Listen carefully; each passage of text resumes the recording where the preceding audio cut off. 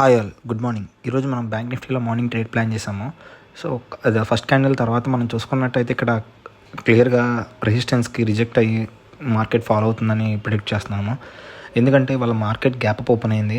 ఏందో market sentiment కంప్లీట్గా నెగిటివ్గా ఉంది. సో ఇది ఒక మంచి ఆపర్చునిటీ మనకి పీఈ సైడ్ చూసుకున్నట్టయితే మన ట్రేడ్ ఆల్రెడీ 1:1.5కి రీచ్ అయిపోతుంది. సో ఈరోజు మనం ఏం చేద్దామంటే దీన్ని ట్రైలింగ్ చేసుకుంటూ 1:5-4 దాకా తీసుకెళ్ళాలి.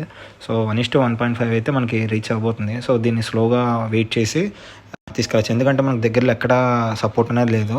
అక్కడ ఒక చోట ఉంది, బట్ అది ఆగుద్దా లేదనేది మనకి క్లారిటీ లేదు. బట్ వీ విల్ ట్రై అక్కడ దాకా వెళ్ళి మళ్ళీ బౌన్స్ అయితే కనుక అక్కడ కొంచెం కన్సాలిడేట్ అయ్యి బౌన్స్ అవ్వాలి, వెంటనే బౌన్స్ అవ్వదు.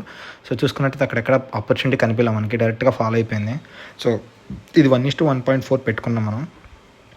అండ్ ఏంటంటే నేను 1:2కి పెట్టుకున్నాను అనమాట. ఇన్ కేస్ అది ఒకవేళ రివర్స్ అయ్యి కిందకి వస్తే 2 దగ్గర ఎగ్జిట్ అవుదామని చెప్పి, లేదు అంటే కనుక 1:1.4 తీసుకుందామని చెప్పి ఇక్కడ నేను నా ట్రేడ్ అయితే వెయిట్ చేస్తున్నాను. 1:1.4 వస్తే నేను ఎగ్జిట్ అయిపోతాను. ఎందుకంటే ఇక్కడ 4800 దగ్గర మనకి సపోర్ట్ ఉంది. మేబీ 1:1.4 దగ్గర ఎగ్జిట్ అయిపోతాం. అది ఈవెంట్ టచ్ అయినా టచ్ అవ్వకపోయినా సరే. సో వెయిట్ చేస్తాను. ఇంకా పైన ఉంది 102, అది హైయెస్ట్ అనమాట.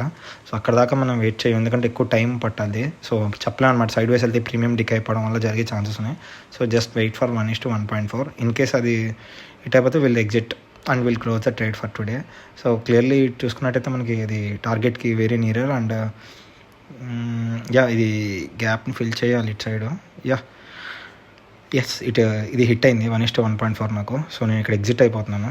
So today profit is equal to ఒక 1:1.4 వచ్చింది. Thank you.